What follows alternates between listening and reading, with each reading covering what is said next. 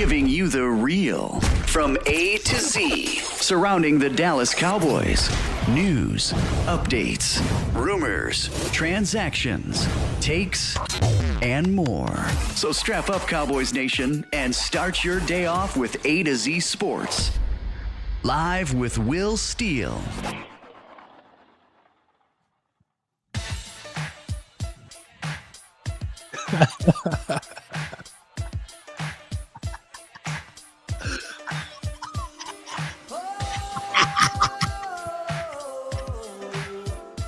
I'm on. We tried to tell him, Scott. He back. And we tried to tell him, Voch. Never a doubt, Cowboys Nation. Welcome into the A to Z Sports Live, the Skywalker Morning Show. I'm your host, Skywalker Steele, with my brother from another Voch Lombardi. What Jerry Jones say CeeDee wouldn't get his money? He lied to me. He lied to me. Come on, man. Oh, look. They not ruining this day. No, sir. Scott. That man is the second non-quarterback, the second highest non. Come on. $100 million guaranteed, ladies and gentlemen. Return of the Lamb. Return of the Lamb. Oh my God. All right. Once again, what's happening, Bomb Squad? It's only right that we had to bring it in live like this, man. CeeDee Lamb, ladies and gentlemen, is back. He's in the building. He'll be there today, I'm pretty sure, down there at Frisco after signing a whopping 4-year, $136 million deal, $100 million guaranteed, $38 million signing bonus. Voch Lombardi, what's good? How you feeling, big dog? I tell you what, CeeDee Lamb got his money, but playing Return to Mac, you ain't finna make nothing on this stream, player. We ain't making no money on this stream. We ain't making shit on this one. No monetization today, but hey, it's all good, man. It's all good. I want to bring it in with a little bit of fun, man. I'm glad to have you back as you know, as normal. And look, this ain't gonna be. This might be a little bit more of a regular thing, but how you feeling this morning, bro?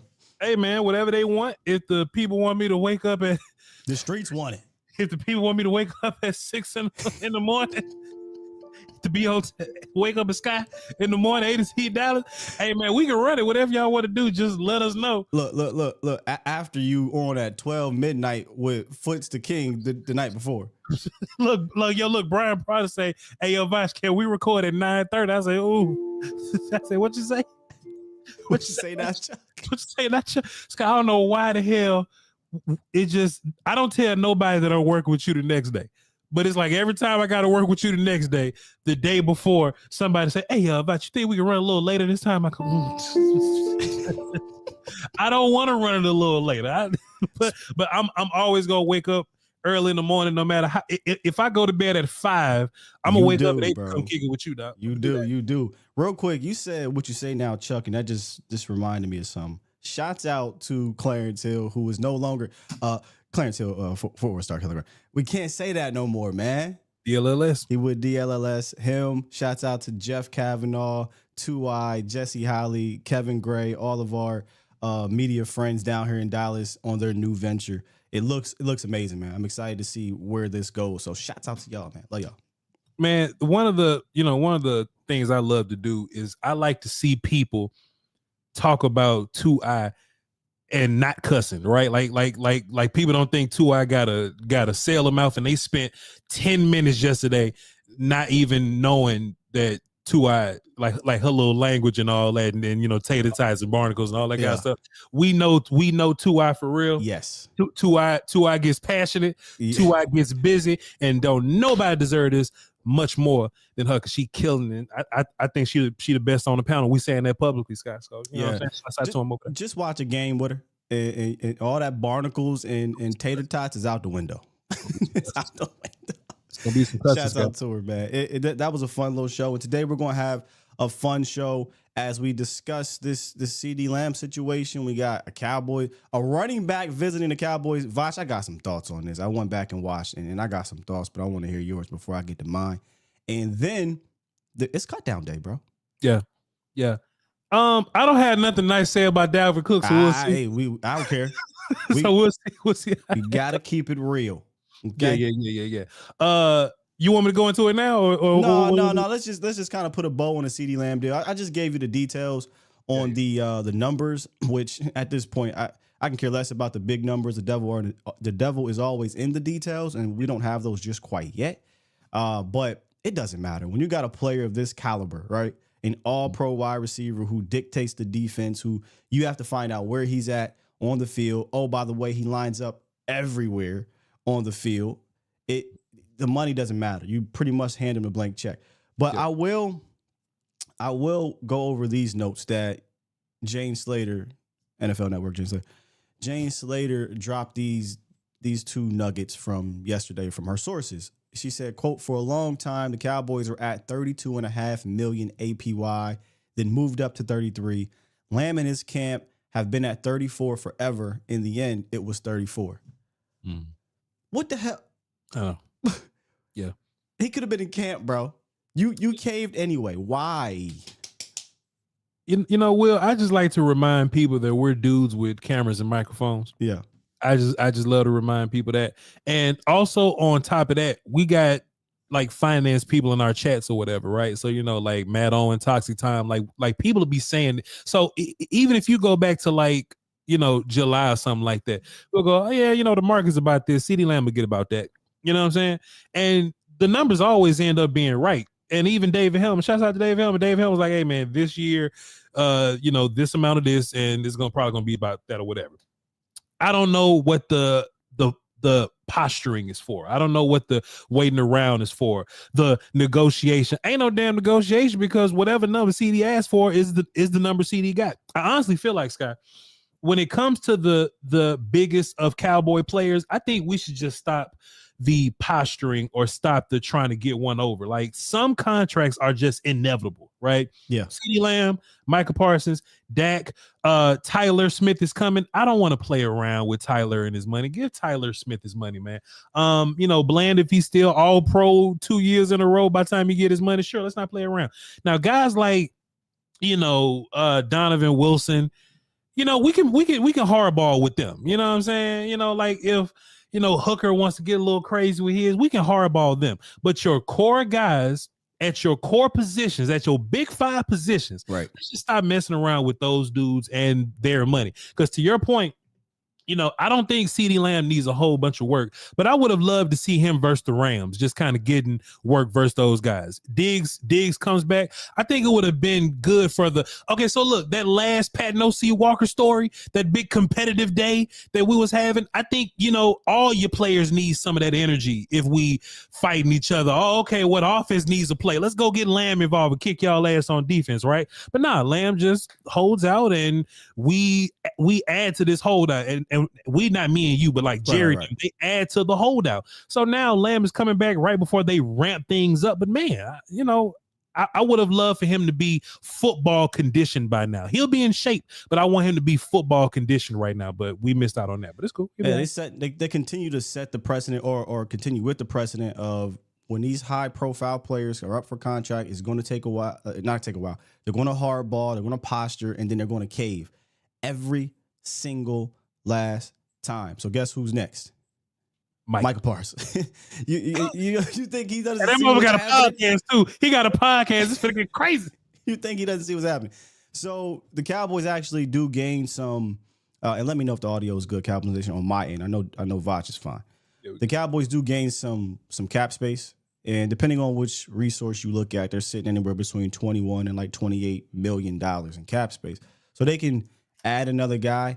They can add a guy now. They can add a guy during the regular season, or they can roll that over to next year, or they can use that to extend another player. But in the case of Dak, extending Dak now actually gives you more space, so you're not really eating into any of that money.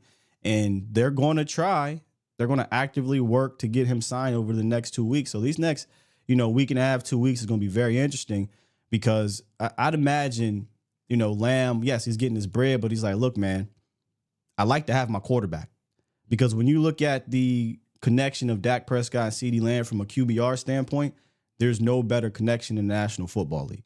Sure. So I don't get how you would just be willing to let that go. Now, what I think is about to happen, I think they want to sign Dak. I said this yesterday, but they want to sign him on their terms. Yeah. And if that doesn't happen, then you'll see him in the free agent market next year, and that'll open up a different can. But I do think they're going to be focused. I think they're going to try, but we'll see if they get it down to the 11th hour and they cave once again. And we shouldn't have to cave. You know what I'm saying? And look, we like them. They shouldn't have to cave. It shouldn't be this idea of are we going to cave or not? Because, you know, if you look at, you know, all right, Josh Ball went out there looking crazy. All right, let's give Zach his money. Or I don't know, Christian Covington or whoever the hell was playing end at the time. All right, let's just give Tank his money and just move on with our life. You know what I'm saying? And this is coming off of, you know, Jalen Tolbert, Jalen Brooks, and Brandon Cooks having good camps, but that's still CeeDee Lamb, bro. So like what's the idea? What's the hold up here?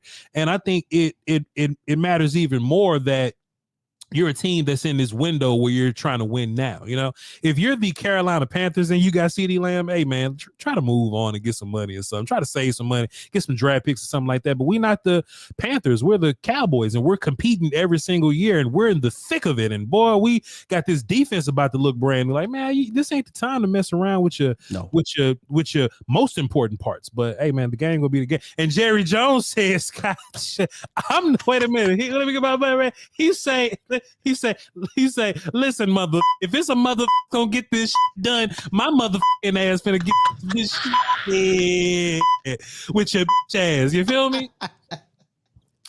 If y'all don't know what he's talking about, just Google Jerry Jones, Clarence Hill, and I'm pretty sure it'll pop up. Jerry went scorched earth. Like, did Clarence Hill interview him after he had a couple shots? That's probably the best interview, though, Scott. Jerry told Clarence, listen, mother, I'm the head in charge here. Hey, Clarence, don't put that in there. Don't put that one in there. But I'm the head in charge. And ain't nobody mother better than me. With your bitch ass. you know you gotta add with your bitch ass in there. Man, Scott. Who pissed Jerry off before that interview? I don't, bro. Like so look, we know Jerry can drop a good mother here and there. Yeah, for sure. You know what I'm saying? But why he say it like that? Like somebody must have he want Bernie Mac. Scott, let me tell you what happened. Because Clarence is missed. Clarence is missed. Clarence probably said, Jerry, man, you know, damn boy, Howard Rose been going crazy over there, man. You know what I'm saying? You think you could start doing something like him? You wanted something. I think you wanted something. Because Scott, Jerry Jones didn't just wake up in the morning and say, you know what, Clarence? I think I'm that. He ain't say that. It ain't just go like that. No. Jerry is a narcissist just like me. He arrogant just like me. And I bet you somebody went, hey, Jerry, you know, man, Howard Roseman. Yeah. Man, these other teams going crazy. Man, they sign their guys, man. They bring in, man. You think you can, you know. Can you compete with them? You think you can emulate some of what they was doing? Listen, mother. Let me tell you, mother ass something. Compete. I'm the motherfucking standard. I'm the game, mother. It's my shit, you hear me? Like, this had to have been somebody brought up somebody else's name, and Jerry felt like somebody had him. Man, I think you might be. I might hit up Clarence. Hey, Clarence, did you egg that on a little bit, man? We should ask him. I'm willing to bet you somebody else's name got brought up. Somebody else's name got brought up, and he was responding to that. Clarence here, DDLS. Jerry Jones. They said you ain't out here in these streets. What are your thoughts? Well, Clarence, these mother on the east side, I basically fuck them, you know what I'm saying? That's how I feel, Clarence. You know, we got a lot of doing and done, and things get done regardless. And deadlines make deals. But the only reason deadlines make deals because I say so with your mother ass. Now come here talk smart with you, and I mother. Yeah, man. How we fuck Drew, fuck all the motherfuckers, all of them. God damn it. First off, off the record. And he put it all on the record. Don't tell nobody I said that. You know what it reminded me of? What's that? Was it next Friday or Friday after the next? Where he said, "Hold up, now I started this barbecue shit. And this is the thanks I get." Yo, that's facts. That's facts. That's exactly what it was. Jerry Jones feels like I've had a competitive team for however so many years, and we always get new deals and the shit gets done. Yeah. But what Jerry don't understand is the optics of his negotiation. He don't care, bro. The optics of his I think that's what he not getting. That's what he gets off. I think on this negotiation situation. Like this is his arena, right? The oil salesman, all that stuff. He don't care how long it take. He don't care. But anyway, who do you think is going to be in charge of this thing when Jerry retires? Let's just say he retires. You think Steven takes over, or you think Charlotte gonna hire somebody to do it for him?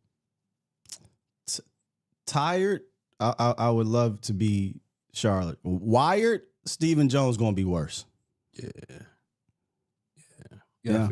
But if he was smart, he would literally hire a general manager and just deal with the owner stuff. You know what I'm saying? But that's a whole nother discussion. That's a whole nother conversation. Let's turn the page, man. Because like I said, the Cowboys got a little bit of money. Maybe they could use like $38, Voch. Yeah.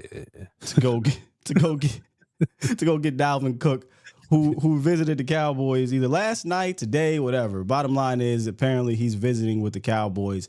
And bro, this came out of left field to me. Yeah. Like if this was 2021, you on to something. Okay. But I watched Dalvin Cook in real time last year. But I said, okay, let me be fair here. Let me go back and let me watch all 60 runs because he didn't have a whole lot. So it wasn't like you had a lot to look at. But let me go watch his 60 runs he had for 2 different teams. And Voch, bro, like, this is no offense to anybody, but I saw his, and Dalvin Cook did this. He posted his run in the playoffs. It was a run. Fucking Ravens. It was a run. And he proceeded to get 8 carries on 15 yards after that. Boy, it's propaganda here. Voch, I said, ain't no way, dog. That's the run you priding yourself on, you know, in this free agency tour. But okay, whatever. So I said, let me be fair. Let me go watch Dalvin Cook in New York and with the Baltimore Ravens. No. Like, I feel like you'll be cutting a better player, Voch. Yeah. If you bring, and I'm all jokes aside. I think Deuce is better. I think Royce is better. I think Rico's better. And I even think Zeke is better. Mm-hmm. First of all, why? Tell me why. First of all, Scott, brother L said, well, Clarence, tater tots. And Clarence decided to use the actual words instead of Jerry really said tater tots. But he said, well, so listen, man. I was talking to one of my sources yesterday, just one of my guys in the building. They was talking about this whole thing. I was talking to Brian, bro. And you know, it's all about perspective and point of view, Will Steele. The problem is I don't trust Cowboys to have the proper perspective or point of view. You know what I'm saying? So you're absolutely right. And I feel like, you know, if you're going to add to the room, and I just want to be clear here, I've been advocating for Deuce Vaughn for a couple of months now. Yep.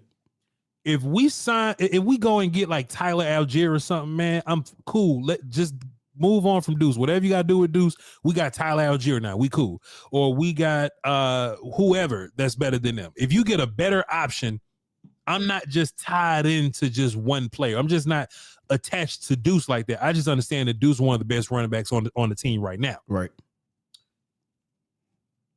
When I look at this room, it's already a mediocre room in terms of standard versus the league or whatever, right? It's already a mediocre room. So adding a mediocre player, he's really sub-mediocre, really. He's less than that. I think he's done. Adding a mediocre player to the room, I think could cloud the judgment of the people that's in charge over there. Now, Dalvin Cook just being brought in, visited, worked out, he gonna have some lunch, and that like he's not officially signed or nothing like that. He just came in for a visit. He came in for a visit. If Dalvin Cook wants to come in and be a practice squad guy and he gets elevated in case of emergency, fine, whatever. But what I don't want is for a name to ring louder than the actual ability, Sky. I don't want a name to ring so loud that we actually cut somebody better than him. Right. I don't want to make a mistake and cut somebody better than him.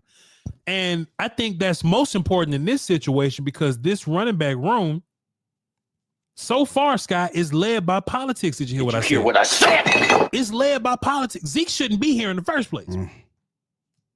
Zeke shouldn't be here in the first. If Dalvin Cook wasn't in this conversation, in my personal opinion, Zeke's your worst running back right now. Of Zeke, Dowdle, Vaughn, Zeke's your worst running back right now. We know Zeke ain't going nowhere. No.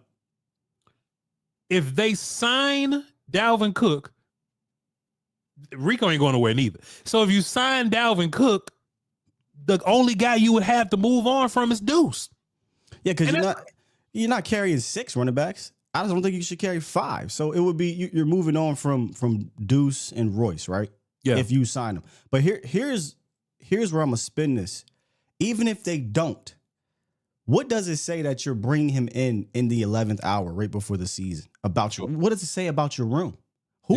Who are you so down on that you're willing to bring in a Dalvin Cook who is a shell of himself? Like, all jokes aside, we'll break him down, Sky. What is he? What are you not seeing? I don't see the burst that made Dalvin Cook special.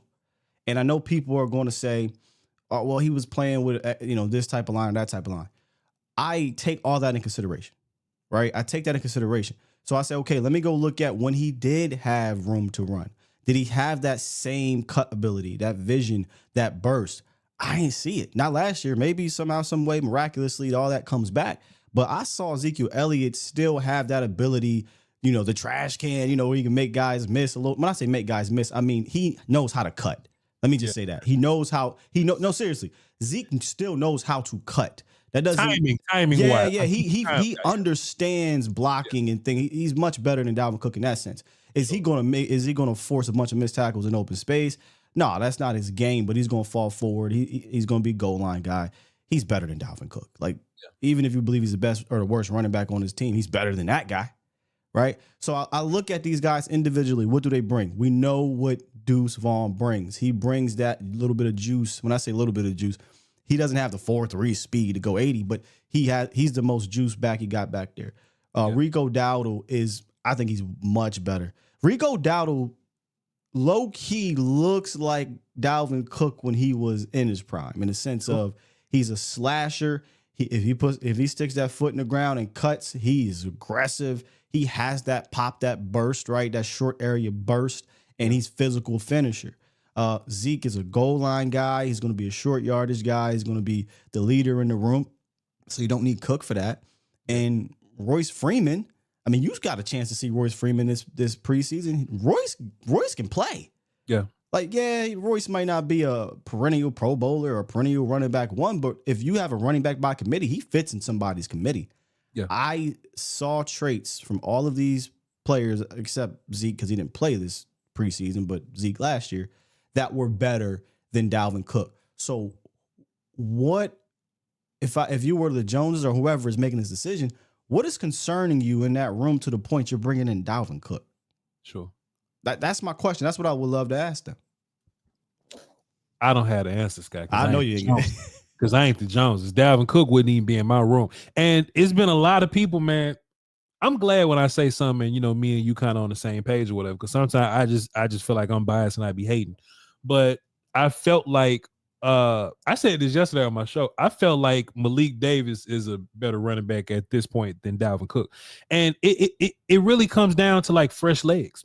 Is really at this point about fresh legs. Dalvin may have like some veteran stuff about him, but man, look, Scott, this is my thing though, and I'm gonna get real annoying next season. Like when we do like draft and we looking at running backs, I see people's comments. I'm gonna start naming everything except how they run, because that's how people vouching for Zeke. Oh, Voch, his leadership. Oh, him blocking on third downs. I'm gonna start leading with that when I'm breaking down running backs next year in the draft. Scott, it's like, you can find like these running backs that we don't know their name or whatever, just some dude like Jimmy Cornbread Jenkins from the Colts worked out here. He'll be a better running back at this point than old dudes. And what's funny about Cowboy fans, Scott, it ain't funny, it's really annoying. It's like I was there when we was moving on from Zeke. I was there when we was sick and tired of Zeke. I was there when we was pleading for our Jerry Jones and them, right? We was pleading, hey man, the whole league is moving towards young running backs. The whole league is moving towards cheap running backs or committee running backs. Not only the tea leaves are like falling, Scott. Not only is it looking like Zeke is lead guy here, there may be some committee aspects here, but Zeke is your lead guy. But we're leaning on old dude now. Whenever, because you said something earlier too about Dalvin Cook, I forgot what you said. But whenever have we looked at declining running back and they may go somewhere else, and the argument that we like them that they bring forward is, yeah, but with a better offensive line, they may be better. And my retort to that every time is, sure, put a better running back behind a better offensive line, I was about to say that, yeah. and they'll be better. In my mind, that's how that works. No. I'm not here for none of this Zeke Dalvin Cook shit. I'm not here for that. I'd rather Nate Peake get his shot than Zeke or Dalvin Cook, because I've seen the Eagles have real success with like Boston Scott and shit. Or I've seen the Chiefs have success. Man, Isaiah Pacheco ain't special. He's just a good running back, and he got fresh legs, and he's very physical. You can find dudes that can do that. Jared McKinnon makes plays in Super Bowls, Scott. Listen, I've been advocating for Jared McKinnon. If you weren't going to roll with Deuce, because Deuce can kind of play that role of pass catcher out the backfield, but Jared McKinnon is legitimate pass catcher out the backfield. I was advocating for Cordell Patterson. This is all before the draft. This is free agency. Sure. Cheap guy that you can get in here for $38 to play if you truly were doing running back by committee. You know what this really tells me? The fact that you're bringing him in, we f***ed up in the draft. Yeah. By not overall, I like this class, but by not getting one of these young, talented running backs. 4th round pick should have been a running back. We messed that up. We messed that up by not, either trading up, which that's a whole nother discussion. Do you want to trade future pieces for a running back, or by not having a pick to grab a running back, or maybe not, instead of taking a backer, you take a running back.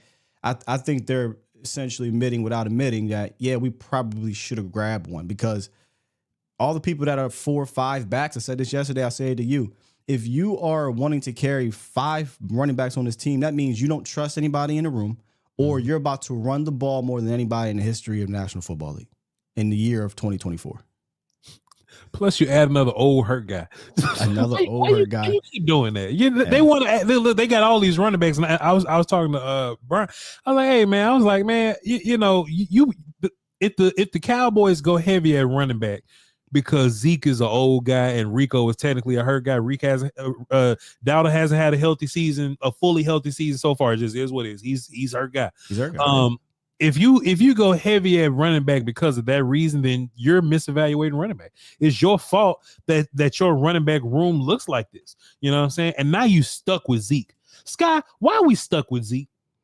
Like, why are we stuck with Zeke? Somebody used the term legacy player, and that feels very appropriate. Look, regardless how you feel about him, if you're a huge Zeke fan and that you can't remove that from it, it is a legacy move. It's very Jason Witten 2019. It is. It's very Jason Witten. Hey, that's our legacy guy, one of our all-time greats. We still think he could be and have an impact in this room. That's all fine and dandy, but the truth of the matter is you could have got a better suited back in free agency, in the draft, whatever, but you decided to bring him back. So how I'm looking at it now, Voch, is he's here. Mm-hmm. What is the best way to use him? I'm okay, Voch, with this Zeke situation if they use him appropriately. If they don't, that's where I have a huge problem with it. If you're going to lean on, if this is going to be Zeke and TP again, just Zeke and TP. That's it. Zeke TP, Zeke Rico. That means by the end of the year, Zeke is going to have well over 200 touches. The odds say he's going to be dinged up. We're going to get into the playoffs, and now you got a banged up Ezekiel Elliott. Like that's what it's going to say. But if you use him in a specific role and allow these other young guys to flourish, given what you have, right? Because you didn't draft any young guys, but the Ricos and the Deuces of the world, and Zeke has a true just regular role and running back by committee, you can make it work, but you could have got, man, you could Braylon Allen, you could add Jalen Wright, Trey Benson. I mean, there was quality young backs you had the opportunity to grab, and you said, nah, we'll sign the guy with 3,000 touches and who's been banged up for the last 5 years. I don't understand it. When we already had a guy that played that role, you signed Royce Freeman. And let me just be clear too. I don't hate Zeke. And if Zeke was the third running back on this team, and that's how he was on the depth chart, I wouldn't have a problem with him being here. I just know, politics is gonna happen, and he's gonna be running back one over two other running backs that's better than him. It is what it is. I see somebody in the chat, man, and I shouldn't be reading them up chat in first play, man. I shouldn't be reading that shit. Somebody say if Zeke gave y'all an interview, you wouldn't have this same tone. Well, sir, do you think I'm afraid to say what I want to say to these players? You act like we sit here calling Zeke a BI and I'm not saying I'm gonna smack the shit out of Zeke when I see him. What y'all think this is, man? I'm not a starstruck type of person. I've been doing this for a while. I've been around these players for a while. If Zeke came on here, I'd be like, and he asked for his honest opinion. Now, I'm not going to sit here and just be like, hey, Zeke, I don't think you did. But if he said, hey, man, how you feel about my game? Well, I think you're not as good as you were in 2016, but you serve a role, a purpose on this team if they use it appropriately. I don't think they should be using you like they used you back then. I mean, what is so complicated about that? And you don't have an interview with somebody to evaluate their play or whatever. Like, you trying to get information out of them. Why would I have an interview with Zeke and give him my opinion? Like that don't make sense. I'm here to probably talk don't to even you. care about that, right? Exactly.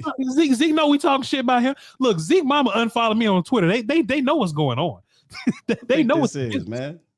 Come on, I'm watching. What y'all want us to be again? If y'all looking for fakeness, phoniness in that regard, then yeah, this ain't for you. But dog, we joke about, hey, we ain't getting that Turpin interview. That's because we just keep it a bean about how we feel about certain players without the disrespect. Y'all be the ones disrespecting these players. Y'all be calling them all types of names. Now Turpin ain't never coming on here because look, if he does give us the interview, I'm gonna be like, all right, y'all, we got Cavante Turpin number 10. What's up, man? What you got for?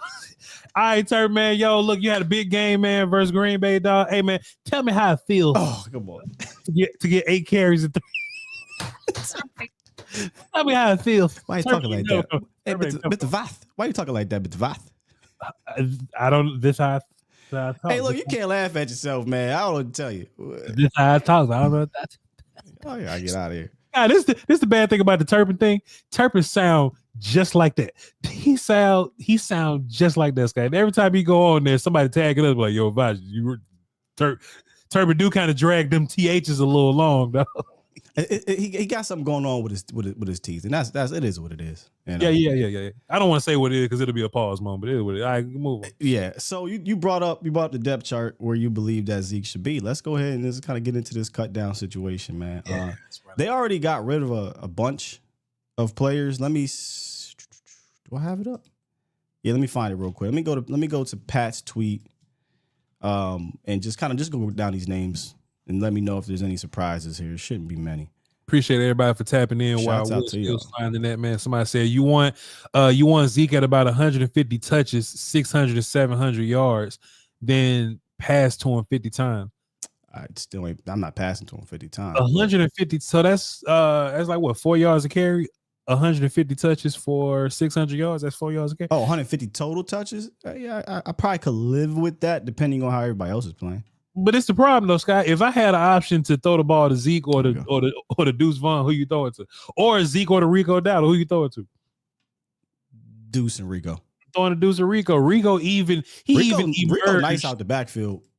As a man, screen guy. Throw me the screen. Like Rico was your screen dude. But go ahead, though, Scott. You got it. Here we go. So this was from Pat yesterday prior to cut down day, the first rounds of cuts. Waived was Deontay Burnett, Cole Cabral, Josh DeBerry, Willie Harvey, Alec Holler, Cam Johnson, Jason Johnson, Nathaniel Pete, Eric Scott. Wave injured David Durden, Viliami Fehoko, Darrell Johnson, and terminated vested veteran was Albert Huggins, Tyron Billy Johnson, Damian Wilson. I would say here, based off of camp and all of preseason, there's no shocker on this list. But if you had to point out a name that might make you look twice, like, hold on, wait a minute, maybe Willie Harvey Jr. Sure. But I feel like Buddy Johnson outplayed him in the preseason. Exactly what happened. Yeah. That's exactly what happened. Willie Harvey had all the favor, but Buddy just ran a hell of a race. I was talking. I hate keep saying I was talking to Bros, but he just gave me some good information I want to run past you. He was like, when these guys get cut at different times and all this kind of stuff, right? This first level of cuts is like, and as we're talking cuts, man, looks like. Hold on, we got a little bit more here. Okay, a couple different things right now. So apparently, Peyton Hendershot has also been cut by the Cowboys, and the Cowboys are scheduled to meet with defensive end Tyus Bowser. I remember him coming out a while ago. So Houston, yeah. some breaking news there as we're getting down to the cuts. So again, that doesn't shock me either with Hendershot, bro. Yeah, I heard about the Tyus Bowser thing. I ain't gonna say who told, but I was heard about that. But I was guessing that, man, why would they bring in Tyus Bowser, a defensive end, Scott? And in my mind, I came up to the conclusion that maybe possibly in my own mind, I was thinking like maybe they upset with one of the ends that they just signed recently, Muhammad Carlos. So yeah, that maybe they wasn't fully satisfied with one of the guys that they brought in. Should we stay there or should we just wait till we get to defense ends? Let's wait around a little bit. Okay, because put a pin in that because I did go back and watch his every snap in the Chargers game. Come on, huffing and puffing. Yeah, I hope it was. We'll get there. We'll get there. But that is interesting. That is interesting. Yeah. But like I was saying, man, if you got cut yesterday, then that just means we're getting rid of you. We don't have anything for you, and we're not trying to trade you or we're not trying to move you or anything. We cut you with urgency, right? So I was really surprised to see Eric on there. Eric Scott. I thought he was a dude that was going to, compete and, be a sophomore and do his second year leap type of thing and really compete in this cornerback room that needs a little more bodies right now. But the fact that he was cut expeditiously, maybe that means that, some of these other guys, like Keemon Hall or something like that, or Josh Butler, maybe those guys kind of outplayed them a little bit. And maybe the Cowboys are trying to maneuver to find a way to keep those guys. Eric Scott, they cared nothing about. Yeah, I think you're right on the right path there. I think those guys outplay Eric Scott. And again, he doesn't have his sponsor in the building. Sure. Right. The same thing with Viliami Fehoko. He just did not have a good preseason. He's just not. I don't even honestly, man. I don't know where he fits anywhere. It just doesn't look like a good player right now, and that sucks because he was drafted in the 4th round. And this could be for an entirely different show, and maybe next year we'll get to it because there's a couple players you got to put a question mark around. But boy, the Dan Quinn kids, and I don't count Michael Parsons. I don't count that. Like the Dan Quinn kids is looking real sketchy. And you can, and again, and I know I'm probably about to derail this whole thing, but if you want to say, oh, well, Golston and McQuamu, yeah, those are, look, Chauncey haven't lived up to third round. Nashawn Wright, Nashawn, Devin ain't here, Quentin ain't here, Big Country ain't here, Kelvin ain't here.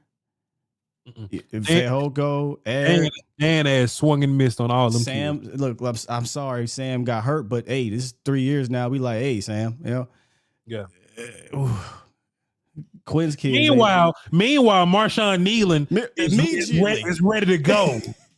He's ready to go, and Sam is taking him. And on Sam's 3rd year, the fact that we're saying, hey, we need more from Sam. Whether he got hurt or not, you know what I'm saying? Needing more from Sam let you know how you feel about that pick or whatever. But that's what I'm saying. Hey, yeah, if and this is the thing about doing this on Cutdown Day, there is going to be some breaking news that happens. So if y'all see that, and I usually look, Professor O is who I trust because in the chat they be lying. But if y'all see anything like the Hendershot situation, go ahead and drop it, and we will account for that as we go down our list. So look, Voch, I ain't pulling up no graphic or nothing like that. We're gonna have to use our pens and papers and do math and figure it out. Make sure we get down to 53. Now let me set this thing up though real quick. Let me use the bathroom first. I've been drinking a lot of water. I'll be right back. Okay. Voch Lombardi's gonna go use the bathroom real quick. He said he's been drinking a lot of water. And what we're gonna do is jump into the chat and see what y'all talking about in here. I see some of y'all still on this Dan Quinn's kids. John Ridgway looking good. I haven't watched John Ridgway over there in Washington. I haven't seen it. Come get your kids, Dan. I think we tried. I think we called Dan and said, your kids is acting up. Come pick them up from this sleepover. We tried it with Faye Hoko and Eric Scott, and he probably was like, look, I ain't no fool. You're going to cut those dudes. You're not keeping them around. Oh, shit, I forgot about Mozzie. Yeah, Mozzie, it ain't looking too good for Mozzie either. Yeah, Dan Quinn's kids, they in trouble. They in trouble. Chauncey's been given the Byron Jones treatment. More like the Tyron Crawford, right? Inside, outside, inside, outside. But I see what you're saying there, Zombie BBL. For sure. Fuster King says Fahoko is the worst play I've ever seen. That's a lie. That's a lie. You know Foot. I love Foots because Foots, he can be extremely over the top, but he dead ass serious. Scott, Foot's got a tweet somewhere. But he'll come out and be like, nah, this dick suck. Foot's got a tweet somewhere saying, hey, y'all see Fahoko with that burst off the edge, don't you? But he also got another one that say, hey, man, I don't think Fahoko's going to make it. And whichever one of them ones is right, he going to retweet the piss out of that one. I'm telling you, Foot's the King's prepared. You hear me? This is science to how you do this. So y'all better leave him alone on there. You ain't going to win. Science, on Twitter is what I'm talking about. On Twitter. When it come to YouTube, it's a different story. But on Twitter, you ain't winning with Foot. Stop playing with him. No. Shout out to Foots, though. Love him to pieces, man. Absolutely. Yeah. So Bland, yes, Bland is his kid. Bland is probably his star kid, and that's it. I'm not giving him Micah. I ain't doing it, bro. I think Bland is more of a Will McClay guy. He's we got to be fair though. But Scott, there's some guys that we know Quinn vouched for. Like Quinn vouched for some. And we hear something now. And look, on that same token, Will McClay vouched for Mozzie and shit. So you know what I'm saying? It's a double-edged sword, man. But you know, some guys for sure we've heard, oh yeah, Dan chose Nashawn Wright in this situation. You know what I'm saying? Oh, the Nashawn Wright, bro. That I mean, Dame Brugler said, "What's going on with this dying here?"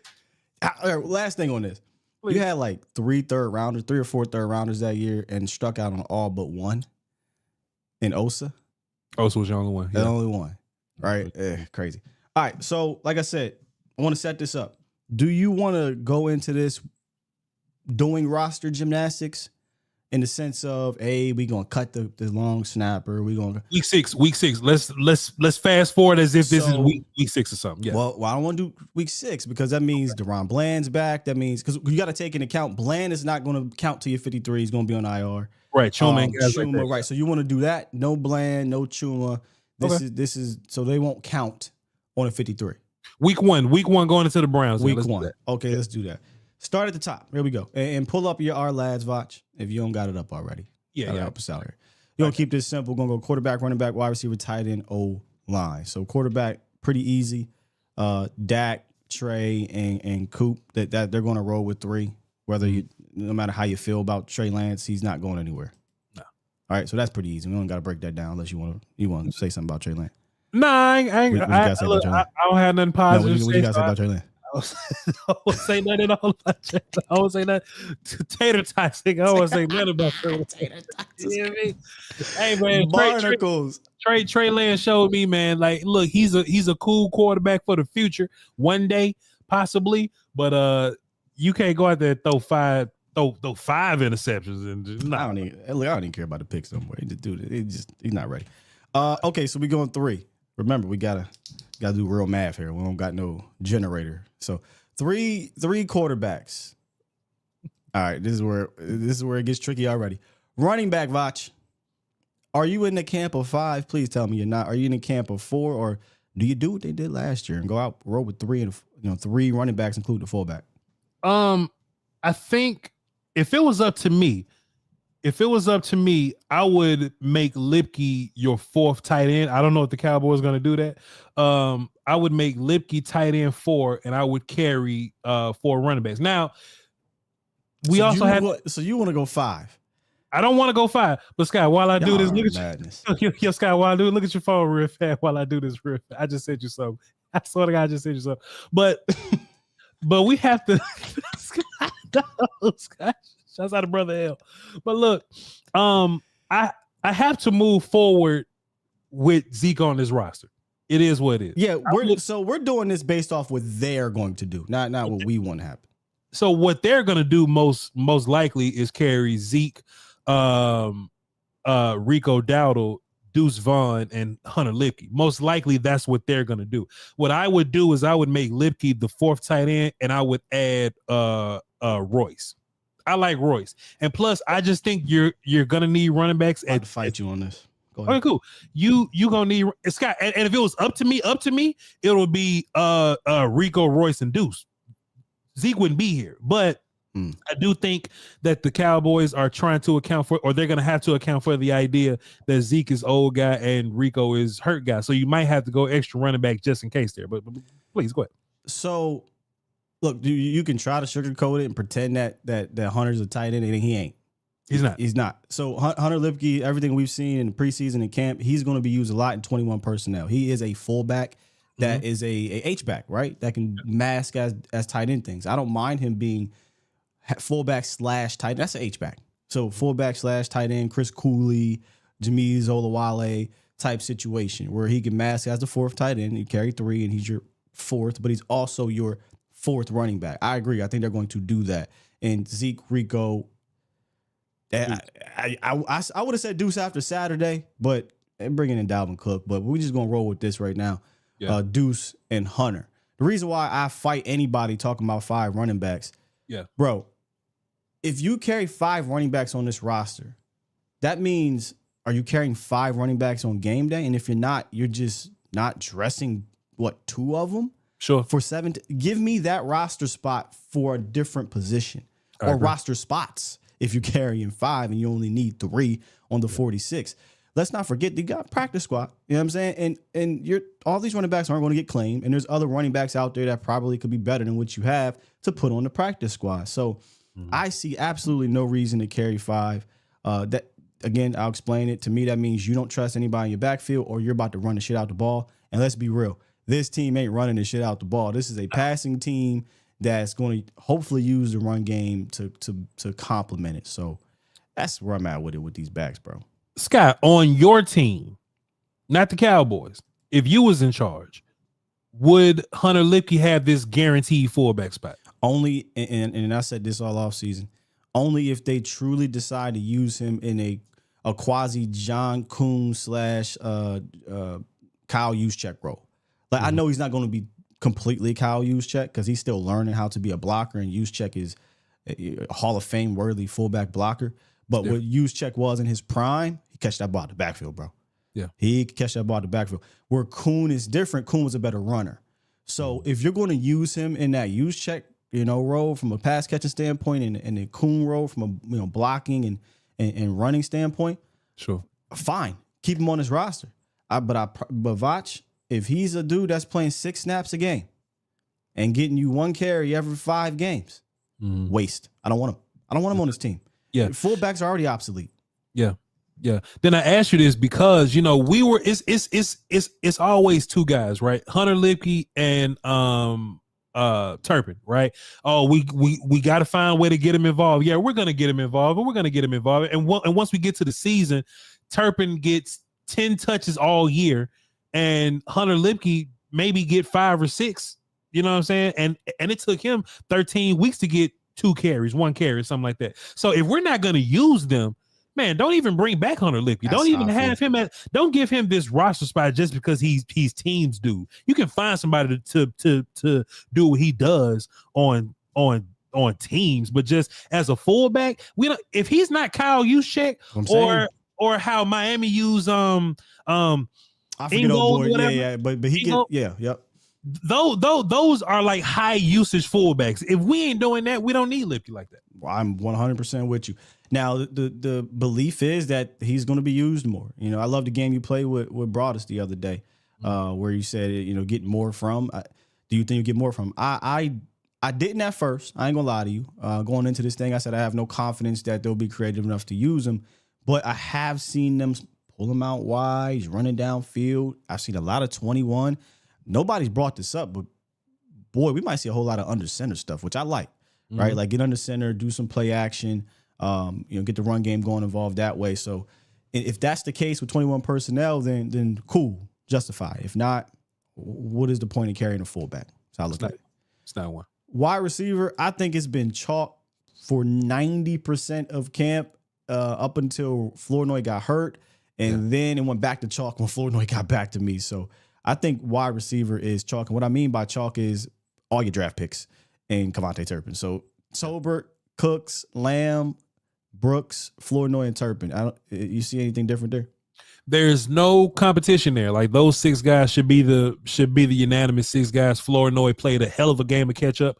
I thought he was going to be a guy that was your pinky finger. You know, you're just going and we'll just bring you back next year. But man, Sky, if something happens to, let's say Jalen Brooks or something, you know what I'm saying? Then Flournoy would be the next Jalen Brooks type dude. You know what I'm saying? Well, I'd say Tolbert. Like, sure, 100%. If something happened to Tolbert, yeah, and Flournoy steps in, that Wally Pipp, it potentially could be a Wally Pipp situation. And I'm not saying that because I don't think Tolbert's been fantastic. Tolbert has earned this, right? But let's just be real. From a pure athletic standpoint, he is superior in that sense. So, you know, Flournoy, I've been saying this all week, though, Scott. Flournoy, when he first came out and said, hey, man, I got a little Dez in me. I rolled my eyes. Really like, do, though. He do, Scott. He does. He really do. And Scott, this is the part that makes things weird, but makes Flournoy usable, right? I don't think Turpin ever comes in and just plays full-time slot for you or anything like that, or just plays full-time flanker receiver. Turpin is always going to be a gadgety / running back deep ball type guy. Yep. He's always going to be that dude. But if anybody, we're never going to be like, all right, Turpin, you're up. Turpin's never going to get 30 snaps a game at offense. I think Flournoy is the much better receiver than Turpin. Turpin just run faster than everybody. But Flournoy does receiver stuff. I think Flournoy can see the field this year, Scott. Just like last year when Jalen Brooks got some blocking opportunities, got some catches or whatever. But he took injuries and blowouts. I think injuries and blowouts are on the horizon. I think Flournoy is active. I think he's an active guy. Yeah, that's a good question. I mean, or a good thought, because did the Cowboys, were there 6 wide receivers active all year? I can't remember how much they did that.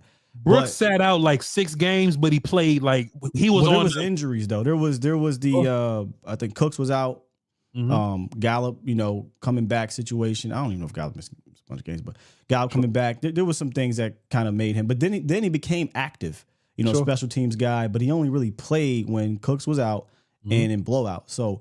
And if there's blowouts or injuries, I do think Flournoy is the next guy up. But if it's just chalk and these guys don't get hurt, I think there's a chance you don't see a lot of him on the field, because I think they're going to roll with Turpin has a role. Obviously, Cooks, Tolbert, and Lamb, I think, are your 4 mainstay wide receivers, where Brooks is going to play a lot of special teams, and maybe you get him in packages, but I don't think he's a package receiver. I think what he is something happens to one of your receivers, he can play predominantly X. Yep. And he's a little bit more nuanced as a receiver than Flournoy. So there's that. So I don't think there's like package roles for Brooks and Flournoy, but if you needed to force one, then Flournoy could be your red zone guy. I feel like he could be that dude to go up and get the rock. See, it's funny because I mentioned Brooks and Flournoy. I mentioned them, both of them together, because they're both like the X guy, the big X guy. Yeah. But they're so different though, because Flournoy is like a yak dude, strong dude, fast. You know what I'm saying? Brooks is long strider, deep ball guy, strong hands. You know what I'm saying? Yeah. So they're different, even though they're in the same kind of role. Man, I think there's room for both of them, man. I think it's room for just like we used to run them dance plays, throw the bubble, and just let them run over people. I think Florida got a lot of that. It sounds good, right? But you have to remember on game day and throughout the week, your game plan is going to surround around these players. 88, 87. What is he? 3? Yeah, 3. And then Turpin has a role. There's not much during game week where you're practicing to have Flournoy and Brooks involved. And if you are, I think you're making a mistake because those players are better right now. And they bring more to your offense from a diversity standpoint. Now, one of these guys go down, then you include those guys. But it's not even a problem. I just think it's a good thing that you have a legitimate guy in Flournoy in the farm system that I think could be a legitimate number 2 moving forward. This isn't a situation where Vasher, things like that. I don't think this is that. I think he legitimately could be your future number 2 at some point. That'll be fun. That'll be fun. Yeah. So 6. Yep. So we got 3 quarterbacks, 4 running backs, 6 wide receivers. We're at 13 right now. Tight ends, 3? Are you a 4 guy? I would love for it to be 4, but these guys ain't really stepped up and took over it. You know what I mean? Most disappointing position. Yeah. I got Jake. I guess I got Luke, and I guess I got John Stevens. Yep. Jake, Luke, John Stevens. Get Brevin Spanford on the practice squad. They cut Hendershot, cut Alec Holler. That's pretty simple. Pretty simple. It's chalk. Yeah, basically. Yeah. It's chalk. I just learned that word today, but go ahead. That's a college basketball thing. Oh, okay. Like, well, not just college basketball, but that's where I learned it years ago. So you know how they do the college basketball playoffs or whatever, and they rank them. Yeah. And some people who don't really watch or just want to try to make a couple dollars, they'll go chalk. They'll just pick all the top teams to win. You know? Oh, okay. I got it. Yeah. I got you. Offensive line, Voch. So we're going into this thing with the thought process. We have no Chuma, right? So Chuma's out. And do we put Nate Thomas out too? Nate Thomas probably out. Yeah. So let's go into this thing where Nate Thomas is going to get that knock on the door. And hey, brother, we're gonna put you on IR because Nate didn't play a lot. Right. So we're taking him out of count. So let's start with the tackle situation. What do you got to tackle? I got Guyton, Terrence Steele, and Awesome Richards if he's playing tackle for you. Yeah. Real quick on the Awesome situation. I've always wanted Awesome to focus on tackle, but the dude's been playing guard and he's been looking pretty decent at it. Yeah. But you don't have real tackle help, so. If he's going to be a tackle, I really wish they would have focused him there. So, yeah. And Cowboys say he's a better tackle than guard. Just Awesome. Just don't want to play tackle. You know, it's a lot more. It's a lot less room for error out there in tackle land. But guard land, you got to fight for your life. You know what I'm saying? Yeah. So there's pros and cons in both of them. But Awesome isn't the strongest guy in the world. So and he got some pretty solid feet and length. So I would have rather Awesome play tackle in the first place. But I think the Cowboys gonna make him. You know, he ain't like Zach Martin where they can make Zach Martin play right. Like Zach ain't going. But they can make Awesome Richards play tackle for sure. Matt Waletzko experiment over. Yeah, it's about done with him, man. And it's crazy because Josh Ball just surviving out here. But here we go. So guard. Okay, we got obviously Tyler Smith and Zach Martin. TJ Bass. I think he's still here. Yeah. Do they go? And look, Josh Ball been a punching bag for years for us. But credit where credit is due. He has been better this year at guard. I'm not going to go and say he's going to be quite Robert Gallery. If you guys remember that name, go look it up. 6'12" tackle who converted to guard and was a pretty damn good guard. I ain't going that far yet. But he has been better. So I think what you do with Josh Ball is you put an asterisk next to him, meaning we'll pencil you in right now, but let me go through the rest of my roster, and I refuse to keep you over a specific player in the defensive backfield if it comes down to that. So I'm going to pencil him in right now because I haven't went through the rest of my list. Sure. But where are you at? Are you still out, or he get some credit and he's on this team? Man, let me just say this on top of that. Like TJ Bass kind of been letting me down at guard. He doesn't seem to be the player that he was last year, and that could just be my point of view. It could just be the idea that last year I evaluated him as an undrafted rookie, and this year he's a second-year player that I want more out of or whatever. But Baz hadn't totally stepped up to the plate. But that's making me say, well, but Josh Ball hadn't been totally terrible at right guard as a 6'7" right guard. But on that same token, we just mentioned we need tackle help. Austin Rich has probably been the best guard out of those guys. So what are you saying here? I'm saying you got to carry TJ Bass and Ball is what I'm saying. But I'm upset at both of them is what I'm saying. But you got to carry both of them. I think where all this went to shit was Nate Thomas getting hurt. Because I said this about Bass. Like I think Bass was solid. I think we put him above where he really was. Like he was a solid player for an undrafted rookie. Like it was like, oh man, he was solid out there, right? But Nate Thomas, to me, I think is a more talented player. Sure. And I felt like if Nate Thomas doesn't get hurt, Nate Thomas, you get confidence that he can be your backup guard and possibly your potential replacement. But he got hurt. We didn't get a chance to see him. If he doesn't get hurt, you probably don't see Ball for real. And maybe you even start talking about Nate Thomas beating out TJ Bass. Sure. And he's a draft pick, so he probably would have played. So you don't got Nate, you don't got Chuma, you definitely got to carry Bass. You cannot just trust Josh Ball.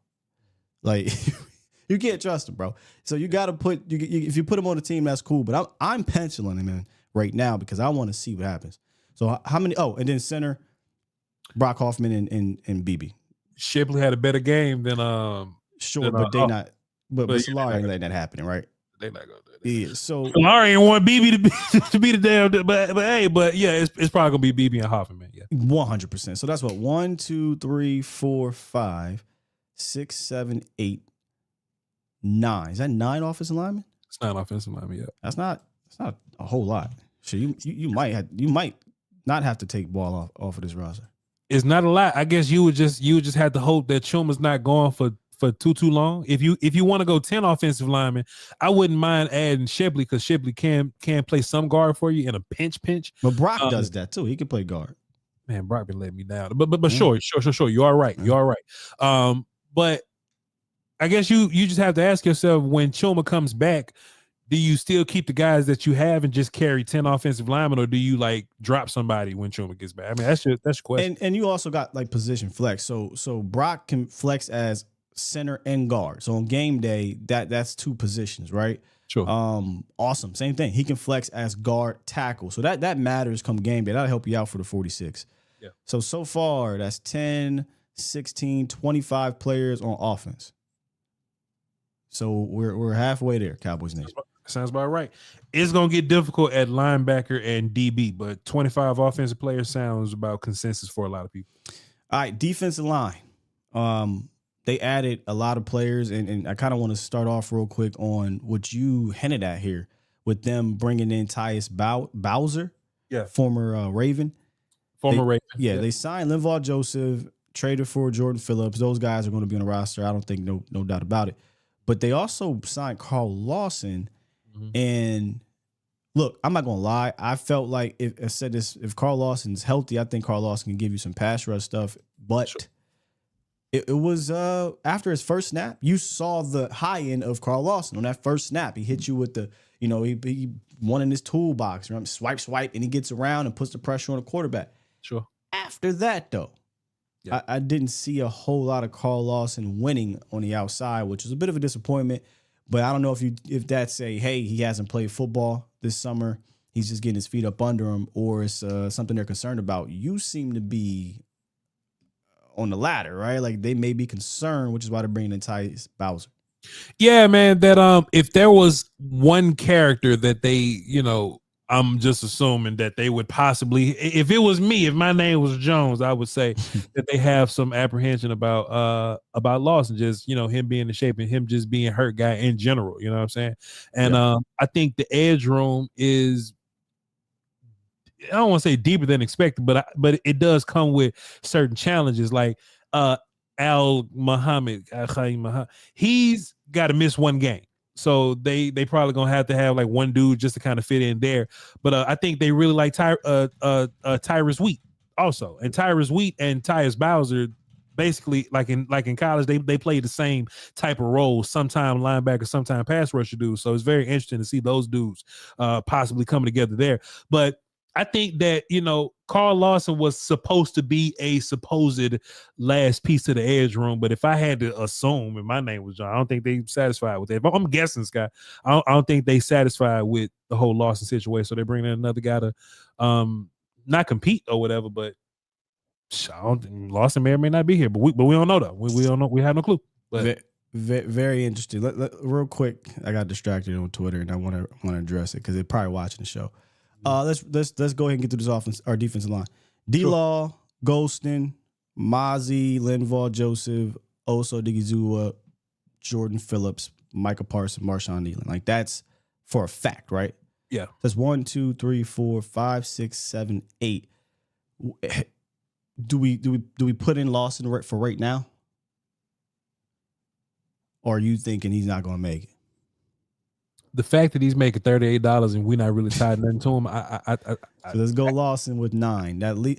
So I have this theory: they don't cut their draft picks in year 1. Justin Rogers, a 7th-round pick, so I mean it's not a problem. Most teams do this anyway, but the Cowboys, you know how it is. They're not gonna go out in free agency. So Justin Rogers to me made sense before they brought in Linval Joseph. Mm-hmm. Now I don't know. I don't know if they're going to carry 4 heavies like that.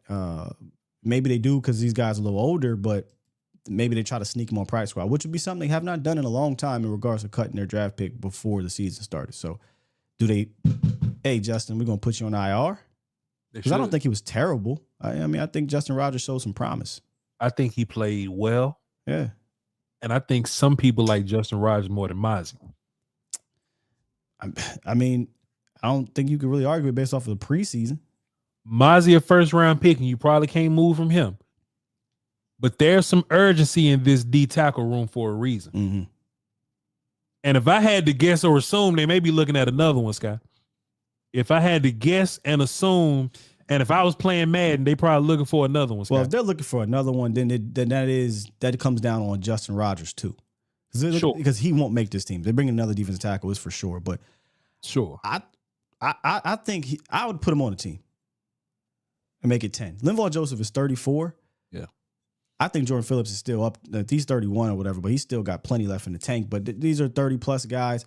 Mozzie, we're trying to, we hope Mozzie gets it together. But if he doesn't, you gotta have contingencies as well. So I would put him on. I would make 10. You want to go 10 D lineman? 10. I think you have to go 10 D lineman. I would love to know how much Mike is going to be playing edge now. You know what I'm saying? Because he's probably going to be everywhere.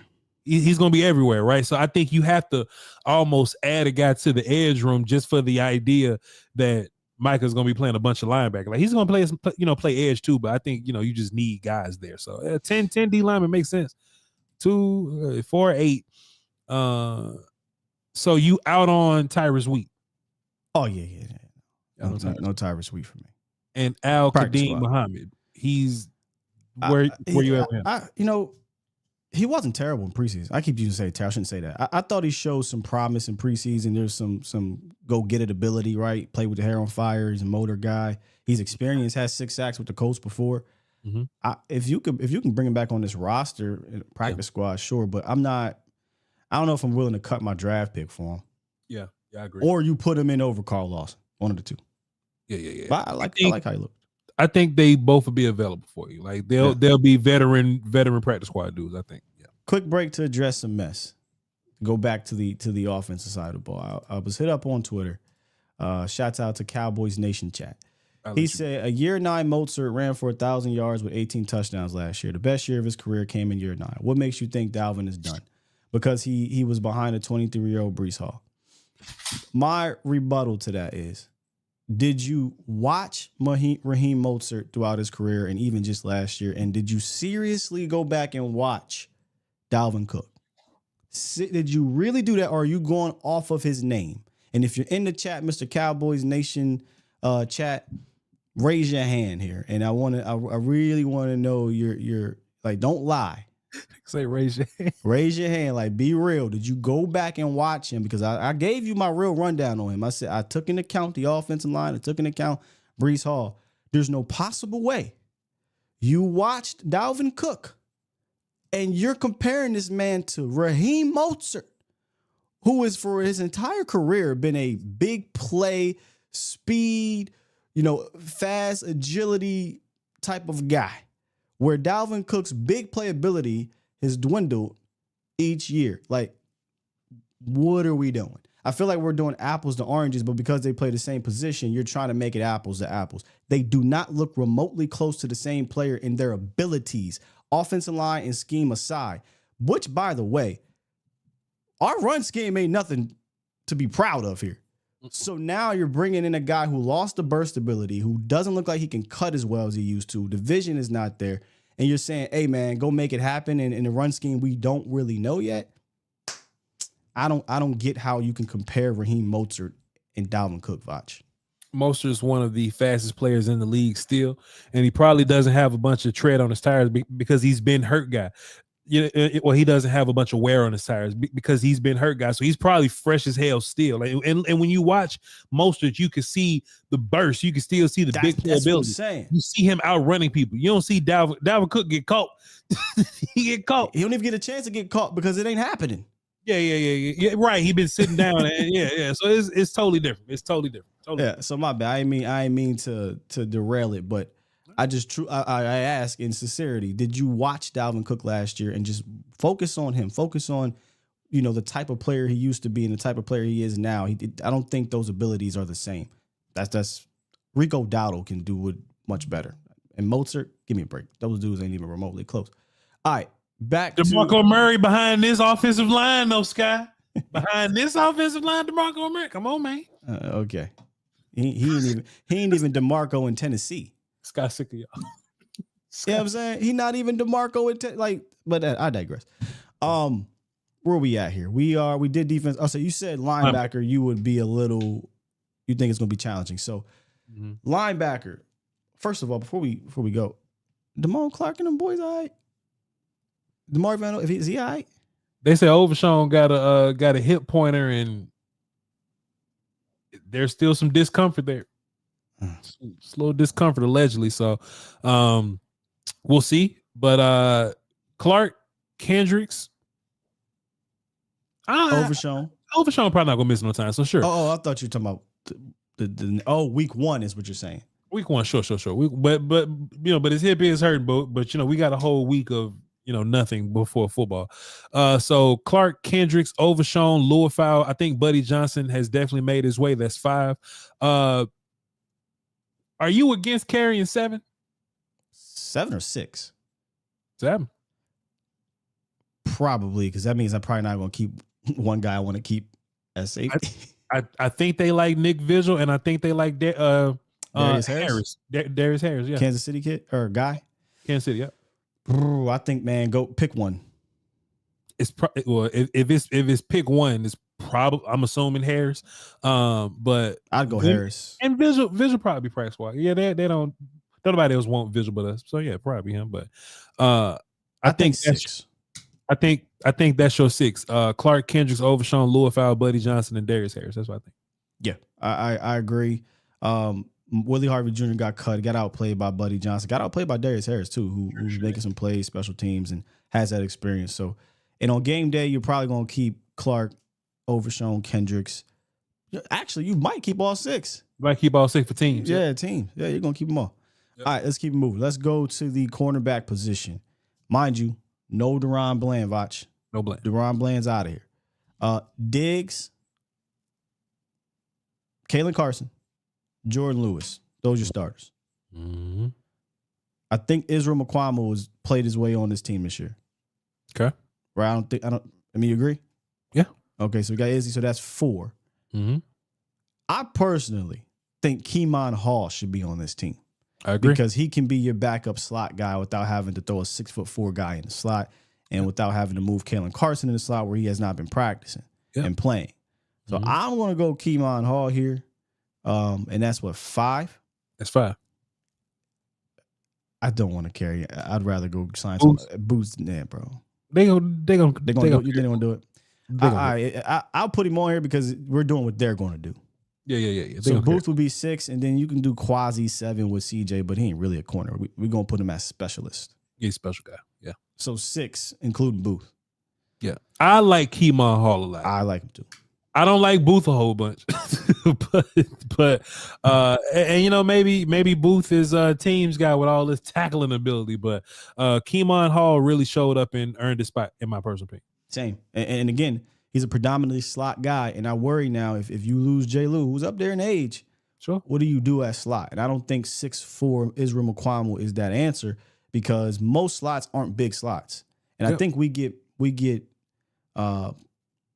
distracted with his role in 2022. He had a specific role. You go match up with the big slots and Jawan Jennings and Chris Godwin. And if he has to get matched up with a Christian Kirk type, that is a mismatch. Yeah. And I'm attacking it. So Keemon Hall, I think, would make more sense. So that's what, 6? 6 guys, 6. So we got 22 on defense already. 10 D linemen, 6 linebackers, 6 corners, and safety. I saw Brian say something interesting yesterday about Wanye. Did he? And I could be wrong here. I don't know if it was. I just saw Thomas and IR. Are we IR and Thomas? I didn't see that. He hurt? I saw Thomas and I saw IR. Oh, you know what? Maybe he's talking about Nate. Yeah. Nate Thomas. Because I know Wanye got hurt. So just ignore what I just said here. He's talking about. I think he was talking about Nate. Nate Thomas.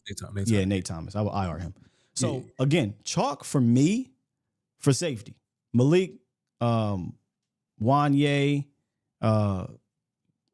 Donovan Wilson, and Marquise Bell. Marquise can play, dog.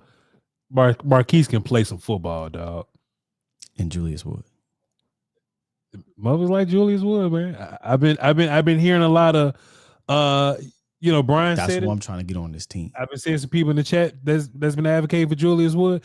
You don't think the safety room gets a little heavy? Well, absolutely.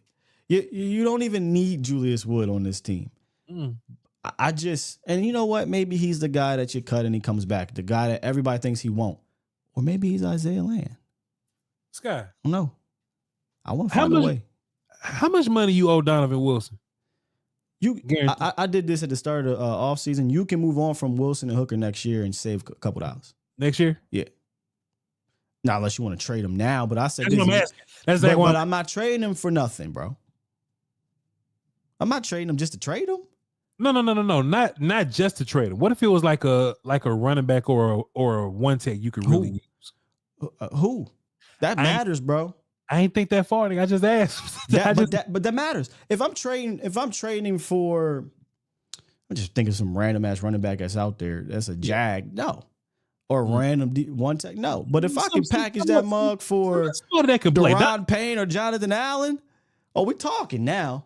Donovan is a signed starting player for us, so I'd imagine that we get a starting player back, is what I'm saying. Not just some Rudy Poo, right? But like a guy that we like a little bit. Dude. If you can get me a dude, absolutely, I'm on board. If you just get me a jag just because you deep in the safety room, no. Yeah. No. But I do feel like we are deep enough at safety where we got young dudes that can play right now. I do feel that way. We are. And honestly, I don't think Donovan gets you anything back because strong safety is not really valued in that way. I don't think I definitely don't think you can get Jonathan Allen back for Donovan Wilson or anything. I mean, Dan Quinn over there. Man, you never they might be trash over there, those guys. Hey, look, Jonathan Allen don't want to be there. Dan Quinn's a head coach. He's familiar with Wilson. Yeah. But they got the San Francisco 49ers assistant general manager running ship over there. So it's probably they might be a little trash over there, those guys. I just need Jonathan Allen to go to the front office and say, look, man. I don't want to be here no more. No. Yo, I don't want to be here no more. You say that, that's a different story. Yeah. And old boy just came out with the Bears, the pass rusher. Uh-huh. And he said, man, I hated being there. Them dudes were too complacent with losing. And Jonathan Allen has said that before. He don't want to be there. Yeah, he's trying to go. Tired of losing. So, But yeah, I mean, if I'm moving on from Wilson for a legitimate dude all day and tomorrow, let's roll. But you didn't answer the question though. 4 or 5? I mean, you gonna have to you have to address teams, guys. So that's linebackers, corners, and safeties, and some of your wide receivers are running backs. Well, none of your running backs, I guess. In this see something real quick. Some of your wide receivers. So yeah, you're gonna have to go extra safety just for your teams, guys. We gonna have to make some decisions, Voch, because I think we gonna be over. I'm gonna run the bathroom again. It's gonna be a cell. Voch, but dog, what you drink? 10 gallons of water? Nah, man, I got the hydration stuff. I got the you know what I'm saying? I got the electrolytes in there. You got the go piss stuff. That's what you got. Okay. So I'm just gonna put one kicker, one punter. I put one specialist. I'm just gonna finish this off real quick, and we're gonna get these numbers. What do we say? 25 on offense. And then we got 26 on defense. Is that right? 27 on defense. Woo-wee. Yeah, I feel like we're gonna have an issue here, Voch. Yeah, we over. We're gonna have to cut a couple people. We are over by 2. We're gonna have to get rid of 2 people. And this is what I meant by let me run this back with Josh Ball. Cause look, I'm carrying this dude. I'm not cutting Julius Wood for no damn Josh Ball, Cowboys Nation. See, Sky, what you do is you got to get your 64 ounces of water, and you gotta pour your powdered electrolytes in there, and it triples your water. You know what I'm saying? So this is really. So you're just shedding some water weight. This is 180 something ounces of water I'm Good drinking. Lord. You know what I'm saying? So yeah, man. Hey, at least you're drinking water though. Plus I'm juicing. You know what I'm saying? So it's nothing but liquids in my body. Trust me, I know. I tried to invite you over for some good food, some good eats. You like, man, we juicing. Don't tease me. Hey, call me now for your Call me now. reading. Call me now. Nigga, I'm ready to go. Y'all done? Y'all done juicing? Come on now, it's time now. You invite me. Look, I'm not trying to upset Nay, okay? So whenever she done, then y'all done. I'm the man over here. I pay bills. This month. Okay. All right. Is Nay done? It don't matter. I pay the bills. Hey, you better be careful. Nay, if you in the building. I'm just you know it's Zumba or something. Hey, Voch, I did the math, bro. I think we over, dog. We definitely over, but we over. We got cut some people. Have you added CJ? Yep. Added CJ as a specialist. Okay, so we over 2 guys? I believe we're over 2. Let me run the numbers one more again. Now we would say 25 on offense. Yeah. And we're 27 on defense. 1, 2, 3, 4. We have 55. 7, 8. We gotta get rid of 2 people. How many D line? We went 10 D linemen. We added Carl Lawson, or we added Justin Rogers. And Carl Lawson, for that matter. Are you cool? Man, you got to carry. Okay, so I'm thinking you got to have 5 defensive ends. But 3 1-techs seem like a lot. Who are the 3 1-techs here? Let's see. Mozzie, Linville, and Justin Rogers. I hate we call him Mozzie a damn 3-tech. You said 3-tech or 1-tech? 1-tech. Oh, okay, my bad. I'm thinking of 3-tech. That's really 3 in the possible because Jordan Phillips is going mask as a 1-tech sometime. 3 in the possible. Unless Justin Rogers is gonna play 3-tech sometime because he has some pretty good movement ability. I'm not a fan of that one, but I don't know that I touched the D line, bro. I don't think I touch it. I mean, unless it's Carl Lawson, unless you're just really you're not feeling him. So look, you got, for those who not understanding here, we got Julius Woods got to get cut in. 25 on offense. Let me do the math here. 25 on offense, 25 on defense. I'm sorry, 27 on defense. Mm-hmm. And you have 3 specialists. All right? Mm-hmm. So let me just make sure my math is right because they said no math will be involved. 25 plus 27 plus 3. Yeah, so we're 3 over. Apologies, not 2 over. 3 over. So we got to get rid of 3 guys. Are you okay with just 5 corners? Let me go see. Are you okay with leaving? Look, I honestly would rather put Josh Butler over Andrew Booth. Your 5 corners would be Jordan Lewis, Trey, Izzy, Keymon, and can't do it, bro. Yeah, because you lost Bland. So your depth is already taken. You got to have bodies in case somebody get hurt again over the next 6 weeks. I gotta go 6. You could take I'll concede here. You could take Julius Wood off. I don't want to. This is my thing though, Sky. You also have to think about if you cut somebody, is anybody gonna take them? If you cut Andrew Booth, don't nobody want Andrew Booth. I agree.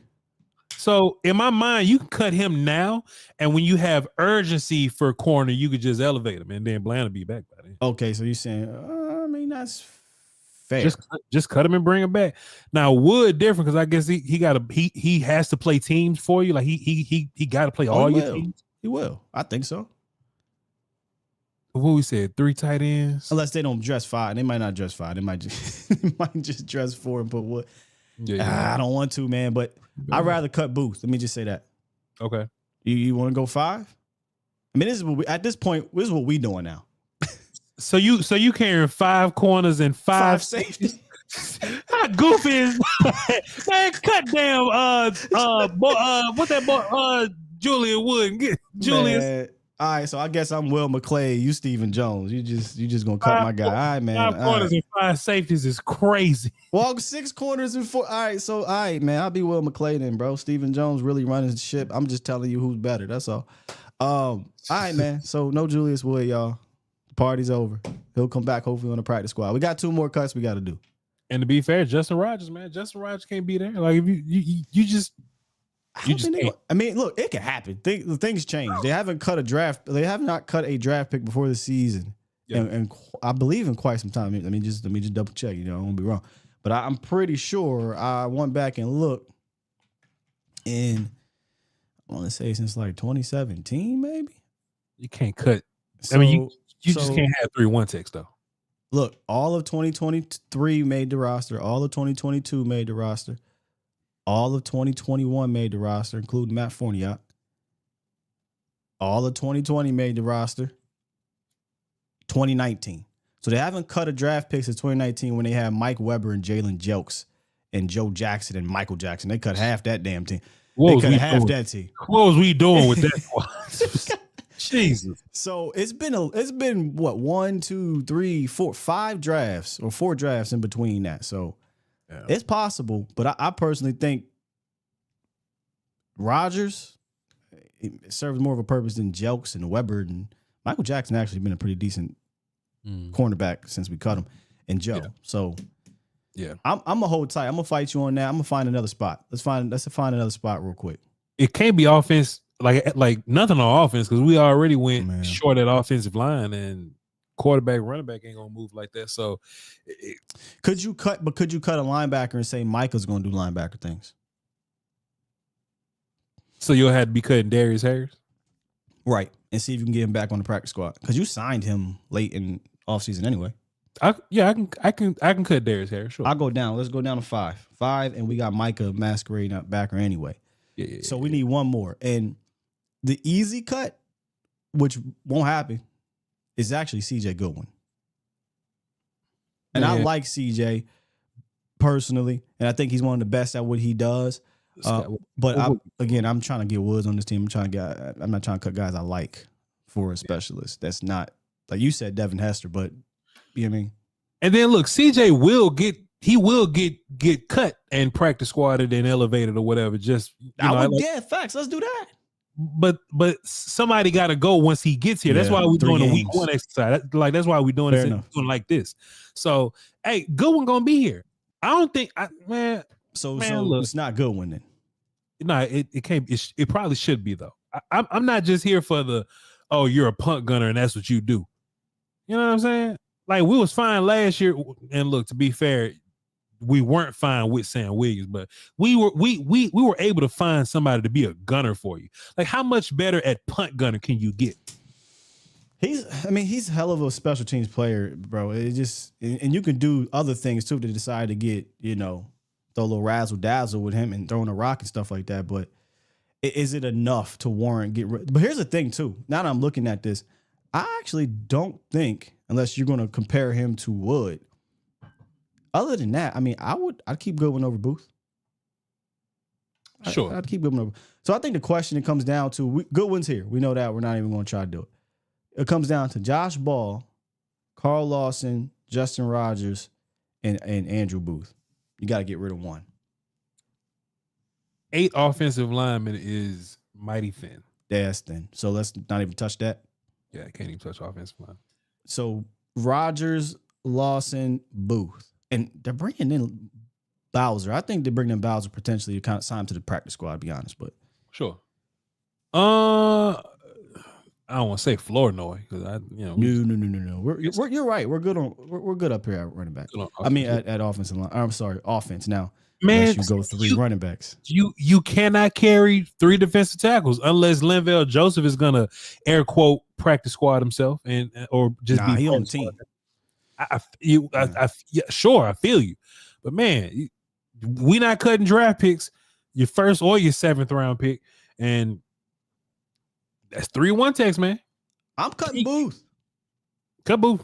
Here's why I'm cutting Booth. But that's 5 corners. So go ahead. Because Booth and Josh Butler, you probably cutting. You can get one of them back on a practice squad. Sure. I think you could legitimately roll. Like, my worry is not what happens if somebody gets injured during the game at cornerback. It's what happens if somebody gets injured long term while Bland is out at cornerback. Sure. So as long as you got a guy that you're going to bring up anyway on the practice squad when that happens, you could legitimately roll with 5 corners. It'll be interesting to see how they do this. 5 safeties is crazy. They don't even let you do that, man. They don't even let you do. They say, man, cut one of these people. I was just saying, man, Julius Wood, though. But yeah, so I'm going Booth, bro. Yeah, which means we go 5 at corner, and then we have our 53-man roster. That's it, ladies and gentlemen. That was a little tougher than I thought, man. But the problem is that we're mixing what they would do with what we would do. Right.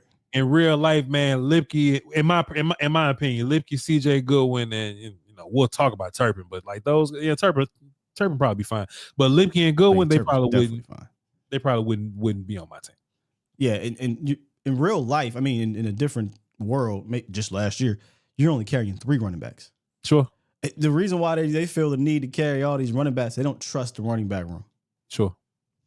Yeah. So in my mind, find a good running back, cut the worst running back, and get rid of Lipkin. You just find with your 3 running backs, and I can live with that. 100%. There you have it, Cowboys Nation. Our 53-man roster prediction, and I'm pretty sure there's some cuts happening at this moment. We can revisit it, whenever that time comes. But we got some supers. I know you got some supers on your side, Voch, so we forgot to do that last time. So let's read some of these supers this time. Let's see. Viewer activity.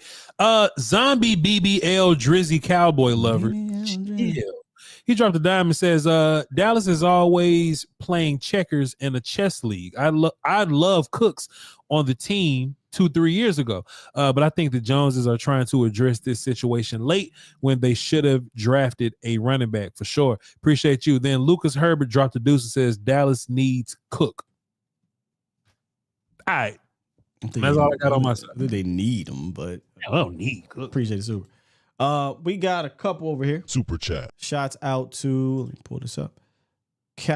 Cowboys Nation Lou. I don't know if it's the same dude from on Twitter, but he dropped 2 and said, what are your thoughts on Tyus Bowser? I have not watched any recent Tyus Bowser tape. I remember him coming out of, correct me if I'm wrong, was it Georgia?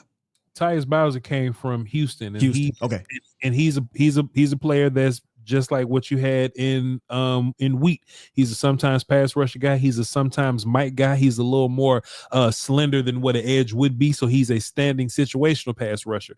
And look, if you use Tyrus Wheat, Wheat like you would use Micah, you know what I'm saying? Just move him around and blitz him from A gap, blitz him from the edge. It'll make a little bit of sense. Bowser, my bad.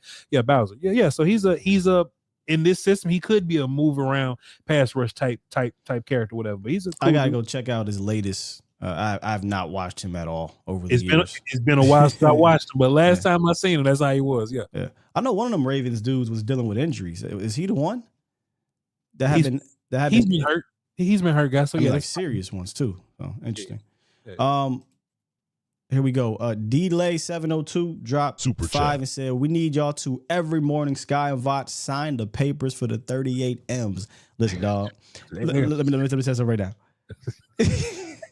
Scott, what you say? So what you say? Let me tell you something. Y'all gonna be mad at me. They throw 38 M's out here. 38 M's. Hold on, man.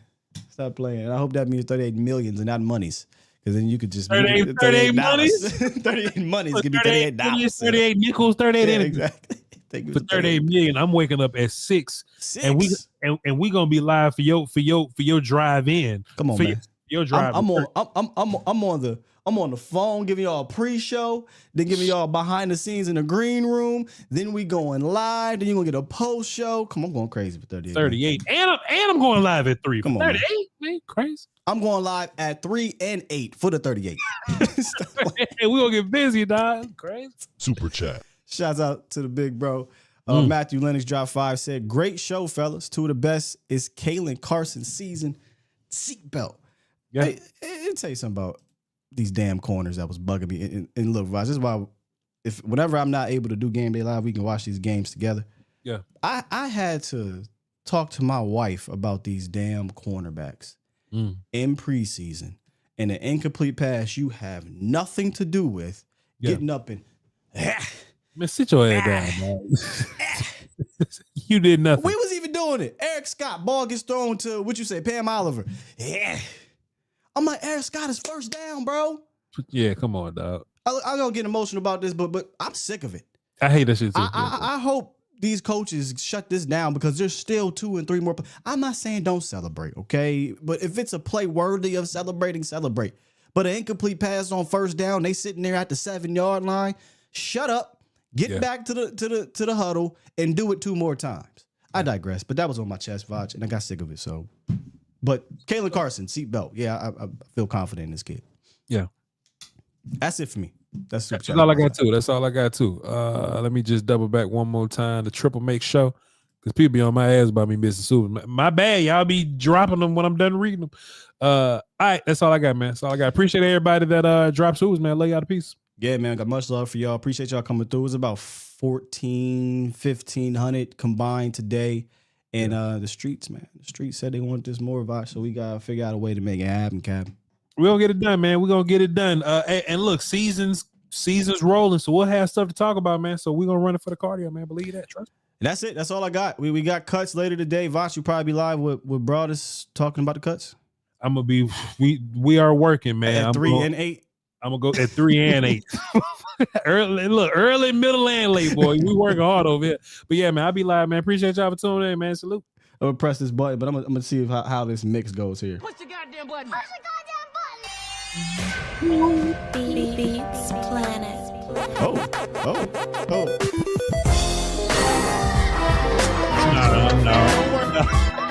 Can't rap on it. Let yours go, though. Let yours rock a little bit. Like you. Wait. Breaking news real quick. On the way out, we got breaking news, big dog. What happened? Go ahead, press the button. Carl Lawson got cut. I got that shit. Well, shit, I knew this the whole time, but I ain't want to. My sources said that the motherfuckers ain't like Carl. Carl's about to get up out of here. That's why they're working out defensive end. So, yeah. All right, man, here we go.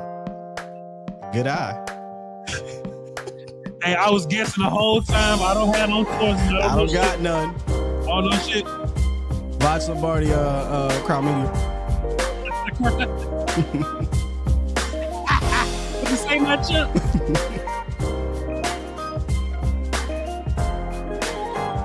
Yeah. Carl Lawson got fired before he even went to